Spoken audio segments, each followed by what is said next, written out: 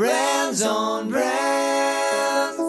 Hey, this is Coach Chris from Podcasting is Branding. And if you want to build a brand that matters, you got to listen to Brands on Brands on Brands with my good friend, Brandon Burkmeyer. In a world where content is king and your reputation is your brand, how do you build a brand that matters? Welcome to Brands on Brands, a home for those that think different and push their boundaries. This is where branding that matters lives. Now, here is your host, Brandon Burkmeyer. Hey, welcome to Brands on Brands on Brands. I'm Brandon Burkmeyer, your personal branding coach, and I believe that building a brand that matters today is the only way to thrive tomorrow. I appreciate you guys being here. It's season 4.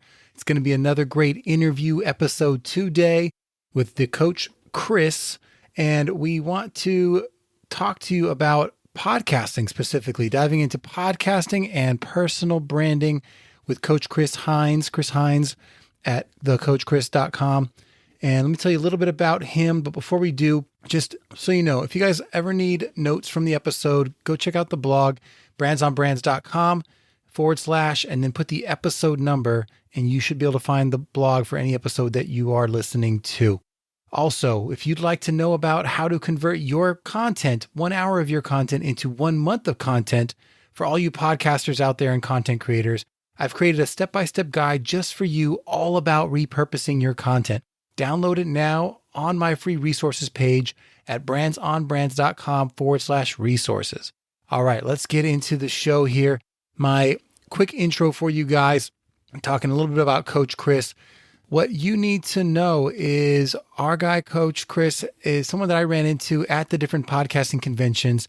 He is host of a podcast called the Personal Branding Playbook, and it's described as the best podcast for entrepreneurs to build their business and create income streams. Episodes include interviews with top CEOs around the world and even some rants from Coach Chris himself. Also, he is created a system for you to build your own personal brand. He calls it the Podcast to Profit System. He's been podcasting for 6 years now and has helped hundreds of shows launch, grow, and generate revenue. He's a speaker at different conferences such as PodFest, the Outliers Podcast Festival, and several other events for content creators. And that being said, what we talk about today is we nerd out because we're both interested in this topic. We nerd out about podcasting as the catalyst for your personal brand. So how to use a podcast to build your personal brand, why a personal brand is important, what the value of that is, and why podcasting is the easiest, fastest, most powerful way to build your personal brand, especially when you are just starting out. And we make the argument for podcasting over even starting with things like YouTube or blogging. Why is podcasting better than those things for a lot of people when they are beginning? We get into that. We talk about that at length, and hopefully you guys are motivated, excited, and take a lot from today's episode.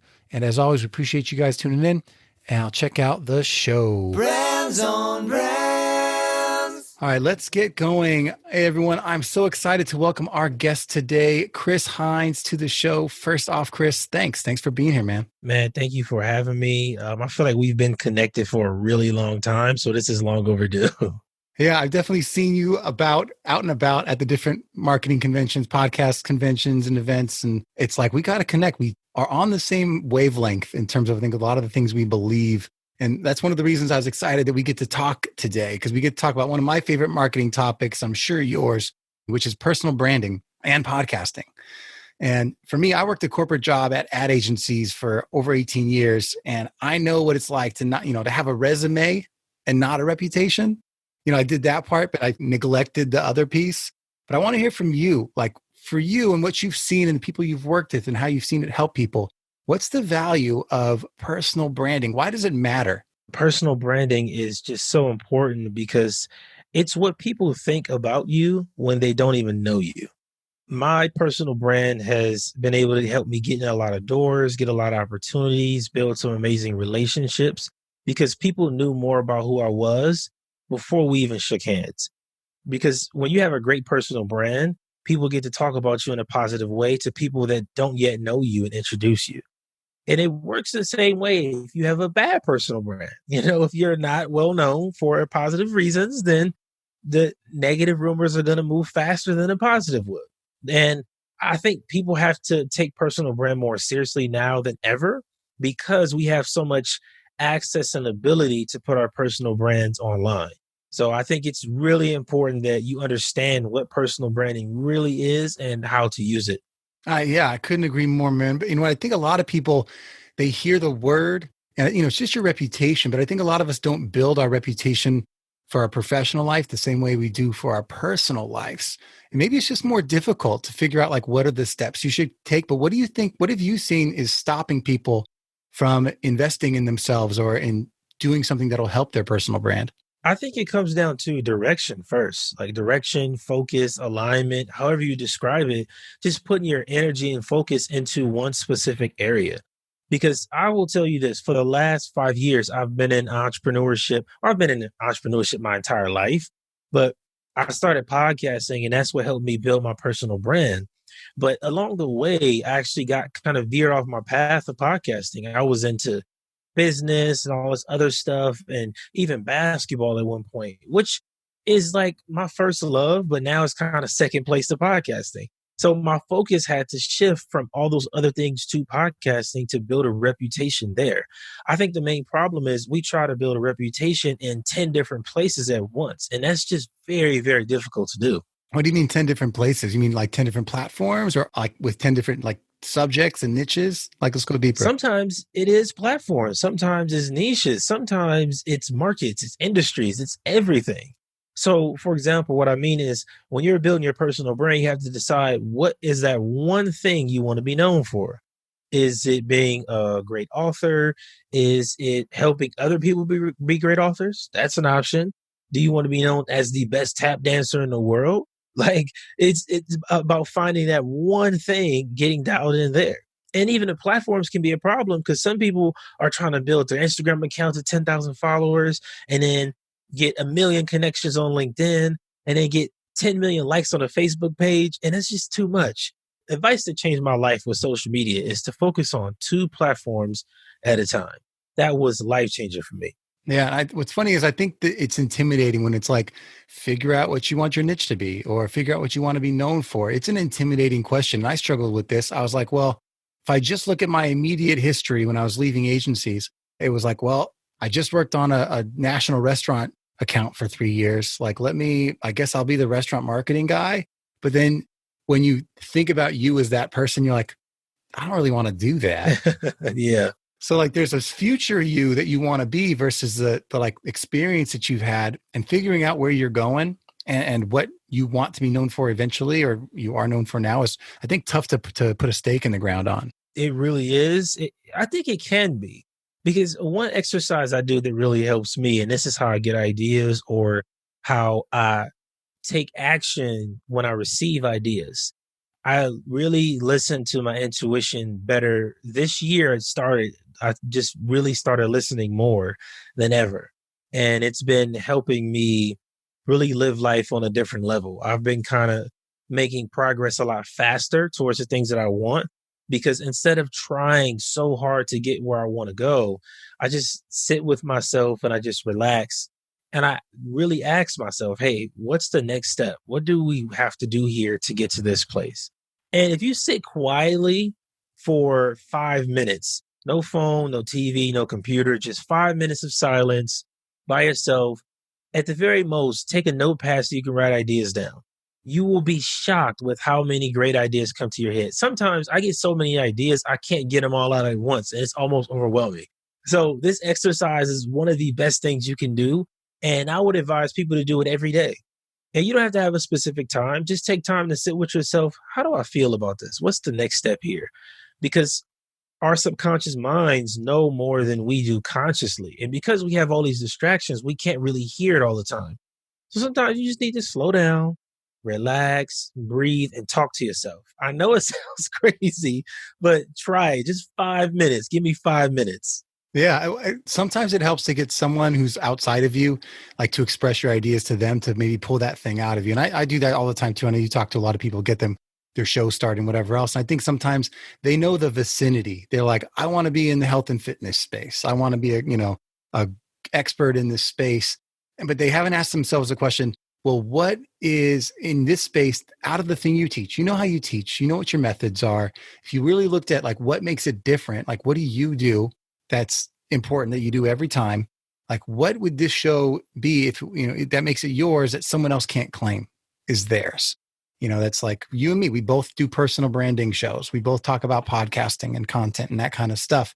But like there are things that make your show you that aren't my show, and vice versa. And I think each of us has to get a little deeper on like what is that thing that makes this you? Like what is the thing that you're passionate about that you really want to see happen because you put this show into the world? And I think taking someone down that path helps them find maybe that thing that they do want to be known for eventually. Right. And I had that intuition about podcasting maybe 3 years ago, because I've been doing it for about 6 years. But at a certain point in time, I realized, like, okay, this could be my thing forever. Like this could be the thing that my life is centered around. Because before podcasting, I was into basketball. I was a writer. I played professionally. I was training. I was coaching. I did podcasts on it. I did everything in the world of basketball. But as I shifted from that into more of podcasting, I realized like, wow, this could be my thing. But I was afraid to be known as the podcast guy. I didn't want to be what I am now. I had a very massive limiting belief that if I was only known for podcasting, then I wouldn't make any money from it. I didn't know that I could make money from podcasting in so many different ways. And getting past that has allowed me to, I would say, flourish, really become who I'm meant to be. I had a great chat. One of my, like, what I love about podcasting, one of the things, and we're going to nerd out about podcasting today, we're going to get into it. But one of the things I learned in my interview, which, this is why I do part of this stuff, is not just the networking and the branding, but I'm learning half the time. And I was talking to Evan Carmichael, who's an awesome YouTuber. And he's a book out called Your One Word, I think it's called. And another one called Built to Serve. And basically he's like, well, you're talking about like what I'm into. And I was like, well, he's like, your tool belt is marketing and branding, right? You've been doing that forever. You know how to do that. He's like, but that's not, you're in the business of potential. He's like, you're in here trying to teach people how to find their voice, how to bring that reputation out of them and how to, define themselves. You're in the business of potential. And I'm like, okay, I can see that. Like that changes my belief about what I want to be known for. I don't want to be known for as someone who helps people with podcasts or personal branding. I want to be someone who helps people find their potential and their voice. And the way I do that is I help them with whatever is useful at the moment. Like right now, it's helping people with podcasts and content marketing systems. But for you, it might be, a different version of that. And we all have stories behind it. Mine was like, I want to help people find their voice because I felt like I didn't have one for all these years. And you can see how that translates to helping people in this space. And everyone's got something like that. And so I'm learning just as much on these shows as I'm giving is what I would say. Right. And having that one thing, that one word, just one direction, I think it's the best thing to do. And it's really healthy for you personally, because I think we all should be a little more selfish about how we feel and things we care about. And for me, when I got really deep into what I care about and what I want to see exist in the world and got a little more selfish, just a little bit. I'm not saying I lack empathy or anything, but I don't waste my time doing things I don't care about. I don't give energy to things that won't help me in a positive way. And that helps me be more effective and actually better to everybody else in my life. So by being selfish, you can be better. But I think it's really important to know that one thing you're going to be really selfish about. Like for me, it's podcasting. I'm going to spend money on mics. I'm going to buy equipment. I'm going to do all of that. I'm going to set up time to record. Like it's a huge priority in my life and it's very important to me. And sometimes I sit and I imagine how great the world would be if only 1% more people knew their passion and what they really cared about. That's just an interesting thought to me. I take that a step further because for me, I like to think about it a lot. Like, do I have to be doing the thing I'm passionate about? Like a job versus like, whatever the thing is. Like if I'm passionate about fishing, does fishing have to be my career or whatever else? But I think at the end of the day, what is true for all of us is like, we all have things inside of us that we want to express. And if you can take that and get it out in whatever way you want to, like that you feel, whether it's in your private life, you don't have to have a public personal brand for that to work for you. Your passion can come out in your community or at your kid's school or whatever the thing is. But if you don't ever figure out those things that you want to wake up every morning for, that drive you because you're helping, and whether it's you're helping the 10 people around you or you feel like you're being called to help more than those people, to a bigger group, like I think we are called. I think finding that voice and that thing that you're driven about is huge. Oh man, that's so true. I think people that are lazy or bored all the time, they just don't know why they exist yet. That's all it is. Because Yeah. I can't tell you the last time I was actually bored. Like I don't know what that even feels like anymore. I kid you not. Either I'm always working on something or I always have something massive to look forward to. Like I can't imagine. I really don't know the last time I was bored. I can't tell you, and that's because I have, like you said, a lifestyle where you do what you're passionate about. And it doesn't have to be a job. I hate that that's the big marketing push right now is quit your job to follow your passion. It's like, no, your job pays your bills. You can't, no, don't do that. Now, I will say for some people, your passion might make you more money than your job. So then it could be a logical decision to move. But if you hate your job and you want to follow your passion, that's fine too. But just because you found your passion doesn't mean you have to make millions of dollars a year from it. Like you can just enjoy that. Like Yeah. I'm still passionate about basketball, but I'm not trying to play professionally again. I'm good. Like just find what it is you care about and stick to it. So I want to hear what you love about podcasting. And when I say that, I say it because I think for me, I had to use my voice to find it. And I like to say that because until like when I started, I was like, I want to build my reputation.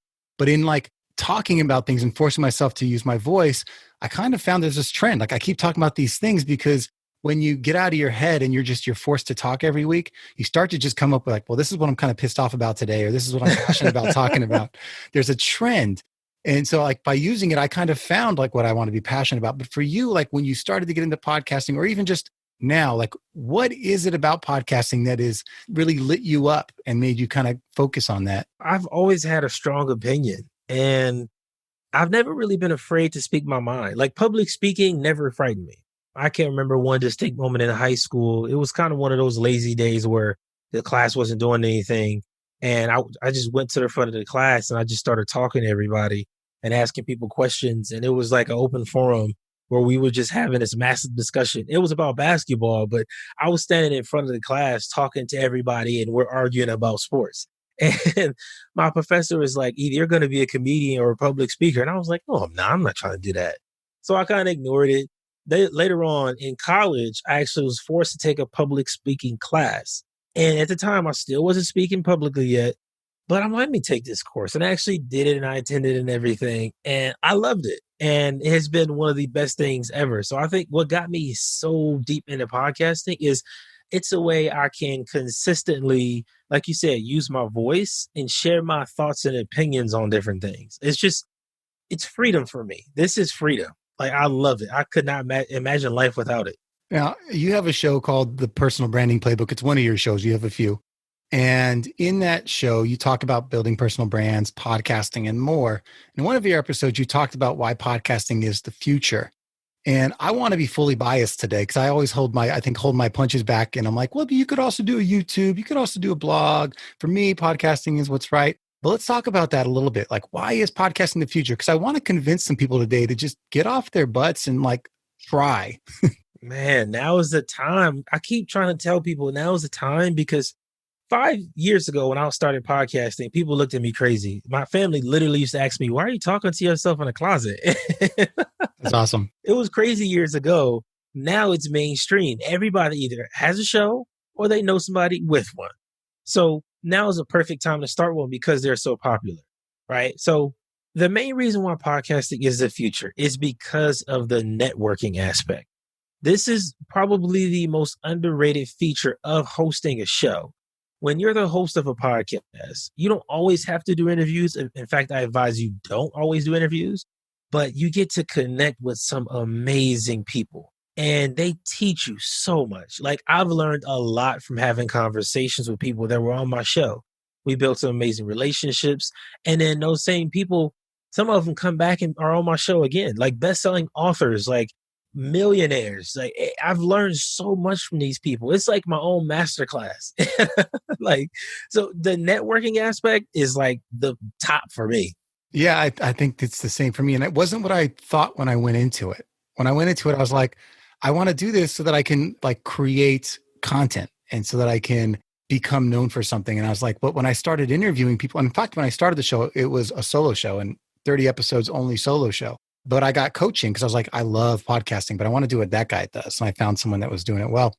And it turned out that like adding interviews changed everything for me because the networking, it opened up doors. And now when I introduce myself to people that I really, instead of being a fanboy and saying, hey, I love what you do, I loved your book. Now I can be like, hey, I'd actually like to get into your book and ask you some questions that got, to really dive deeper on something. And they love that. And I love it. Oh, they love it. Authors love it because it's like first of all, you bought my book. I appreciate that. Oh, you want to talk to me about my book? Oh, for sure. Like very rarely do I reach out for an interview and a person is like, no, I don't want to do that. Like I tell people all the time, like the best part of it is you get to network and then everybody you want to talk to wants to talk to you. Now you'll have a few that are like, oh, I'm too busy, maybe later this year, but most of them are going to say yes. It's very rare that they're like, no, I don't want to talk to you at all. That's very rare. I'm curious about your opinion on getting people started and how you get them to go. And then I'll give you mine. But how do you get people started? What's like your path, step 1, 2, 3? If you had to give someone a sequence to follow, what would it be? Oh man, step 1 is to have a goal for your show. Too many podcasters start with no goal. They're just like, I kind of want to get sponsored. I would like to sell a book, or I just want to host a show. I want to talk. Whatever your decision is, that's fine, but you have to have one goal. Step 2 is to have a theme for your show. Because if you just are talking about everything and it switches up every week, I'm not subscribing because I'm pretty sure every podcast listener is like this. You have certain shows that are for entertainment, for a certain type of entertainment. Then you have shows that you go to for news, maybe. Then you have educational shows. So you have to figure out what your theme is for your show. And number 3 is to really have a direction. Like, are you going to do seasons? Is it going to be solo? Do you want to mix it up a bit? Like, what's your style of producing your show? So the first stages for me is it's always planning. Like, plan first. I forgot how the saying goes or who said it. What is it? Sharpen a knife 99 times and cut once, or yeah. measure 9 times and cut once. There it is. So it's the same thing. Yeah, no, exactly. I think my stepdad used to say a lot. He's like, measure twice, cut once, so that you don't you mess up the wood. Once you cut it wrong, you're screwed. I love that. And I'd say the same thing, honestly. I think when I get people on a call, I offer, like, talk to me for 20 minutes for free. It's no problem. I can't teach you how to launch a whole show, but in that 20 minutes, I bet you will get you in the vicinity of what the show is going to be about. Because if I ask you just a few questions, you are the one who knows not just the realm, the category you want to be in, but you typically know what it is that makes you different. You just haven't said it out loud enough times for you to hear it yourself. So I think if I can get people there to where they have a sense of this is what I want to talk about, then the fire's lit up inside of them. And if you can get the show somewhat named even, then it's their baby. And like they're off to the races. Yep. And then from there, I'm like, don't worry about the people are like getting it done's better than perfect. And I'm like, I have mixed feelings about that. But for me, I'm more like getting it done to where you've recorded something and not distributed it, not put it on iTunes. It literally just record some things, a couple episodes, solo interview, whatever, record some things so you can get a sense of what this could be for you. If I can get you there and just tell you those couple little things that might help you with that, then I think you're golden. And once you've experienced it, then you'll have the passion to want to learn the things that are harder that usually stop people. Oh, yeah. Yeah, man. Because, it's funny, coming from the basketball world, it's normalized for athletes and players to invest in themselves to get better. Like, that's a normal thing. If I'm telling you I'm working on going to the Olympics and I hire 3 trainers and I have a nutritionist, you won't look at me crazy. You'll say, oh, that's good. I hope you do well. But podcasters don't have this approach to podcasting yet. And it's worrisome to me because the industry is becoming bigger and bigger and bigger and more money is being poured into it. But if you're not a good podcaster, you can't see any of those benefits. It's not going to work. So you have to invest in yourself as a host to get better at your craft. Like if you want to learn how to interview and be a great interviewer, you have to learn that. You don't just wake up one day and you're amazing at it because you wished it all night. It doesn't work like that. So I think we need to make it normal for people to invest in themselves to become a better podcaster. Yeah. I mean, that's exactly what happened to me. I recorded 30 episodes and then deleted them after I realized this is what I want to do. I'm like, let me get a coach, get better at this, invested thousands of dollars into coaching, equipment, and like what I was going to do to launch and brand the show so that when I launched it, I was serious about it. And it makes a world of difference as opposed to, well, it's up and then you've got, you're that far and then you start being like what happens is you go in Facebook groups that support podcasters and you're like, hey, I've been around for a while. I'd like to get more people listening. But if you look back, none of the work that you did at the beginning was really good because it's never really that good to begin with. But you're asking for help how to grow. It's like, well, you might have to start over. You might have to do something to get yourself better to make a better show. And you don't want to launch it and then have to backtrack because then it's really hard to reposition it. Whereas if you launch it and it's right on point immediately, you can kind of hit the ground running and take off. Last year, I actually launched a show just because I had a friend of mine who didn't believe I can get a show ranked. So I said, okay, I'm going to launch this show. It's going to get in the top 200 in 2 weeks and I'm going to delete it. I launched it and it was in the top 200 on day 3. And I let it stay up there for about a month and it never left the top 200. Then I just deleted the show.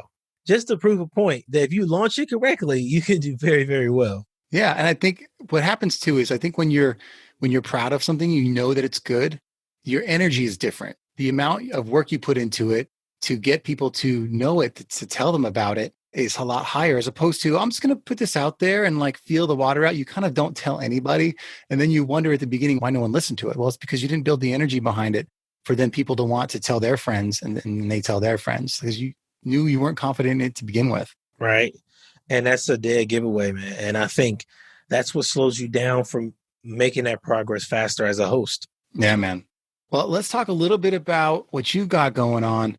I know that you've been putting together some big things here. What is the future for you? How are you going to be helping more people? I know you got a new show coming out. Let's talk about it. Podcasting is branding. So I really want to dial in on podcasting a lot more. So podcasting is branding is going to be the show where I'm going to do solo episodes sometimes to just really share some strategies and methods for podcasters to get more listeners, more the listeners that matter. And then I'm also going to be interviewing other millionaires, top experts, authors, coaches that have their own show and it benefits their brand.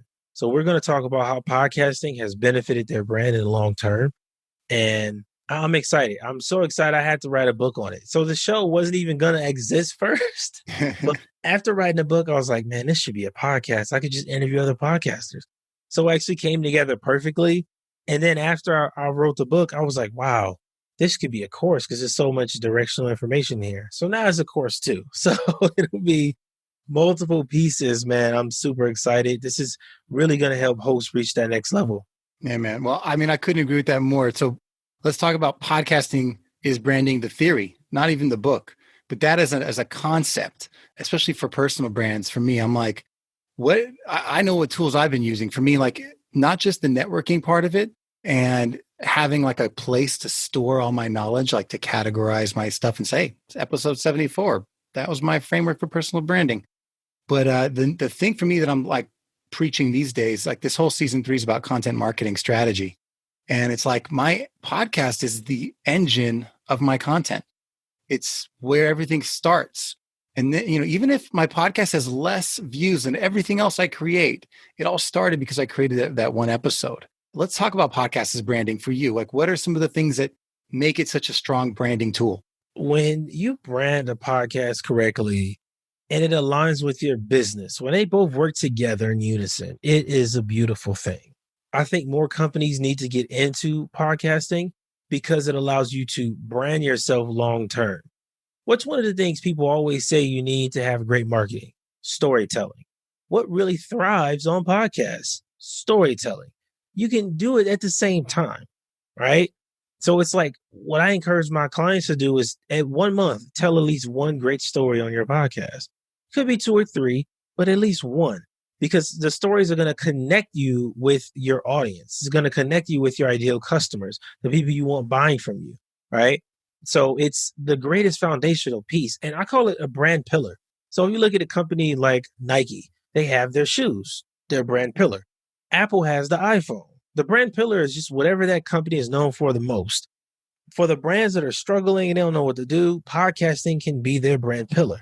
It's the one that really starts to hold your company up so you can do better marketing. You can just build a better brand. You can make more money, obviously. All of that stuff works, but you need a strong brand pillar, something people know you for. And you don't have thousands of dollars to pour into YouTube, and you don't have 6 years to wait for a blog to do well. So a podcast is going to be the best way.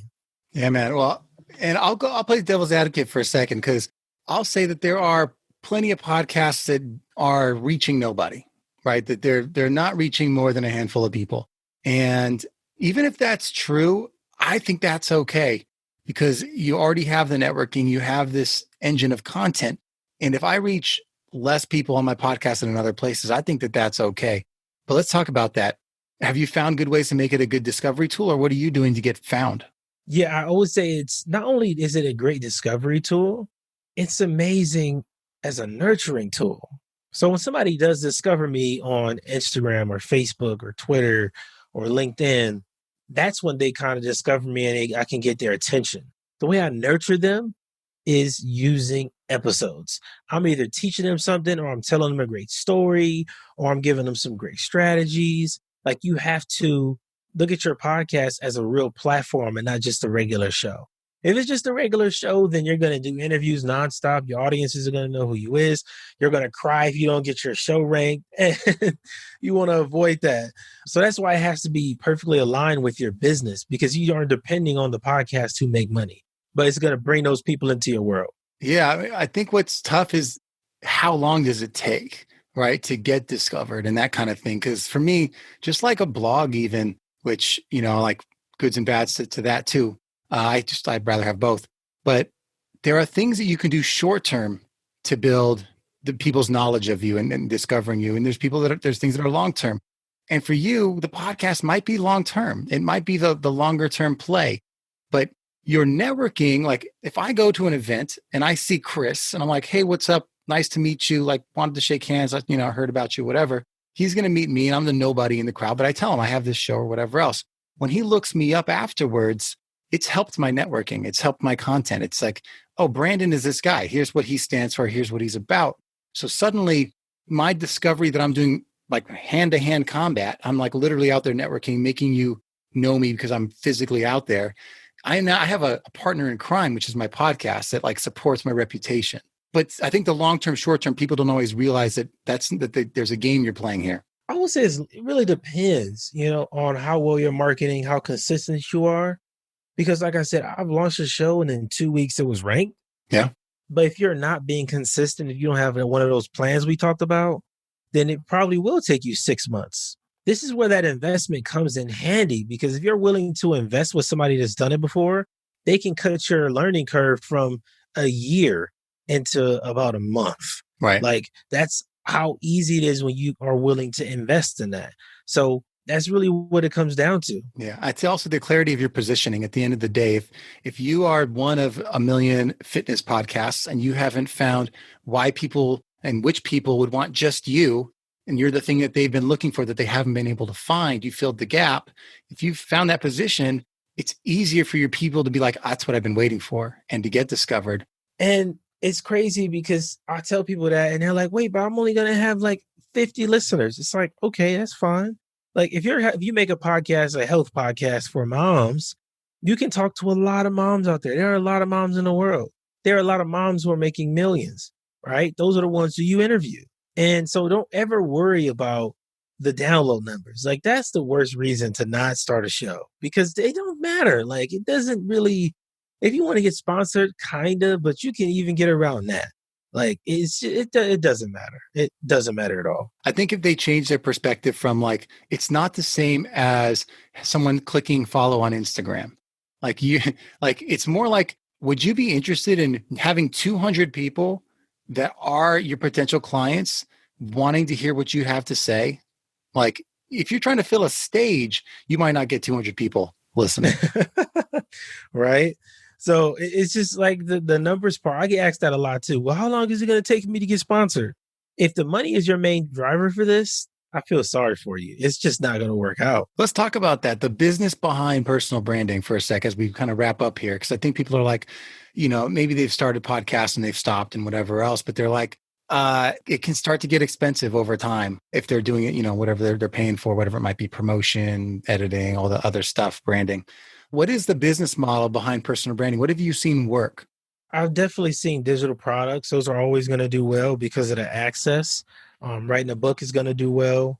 But I would say if you're podcasting, the best thing you can do is connect with other experts in your industry.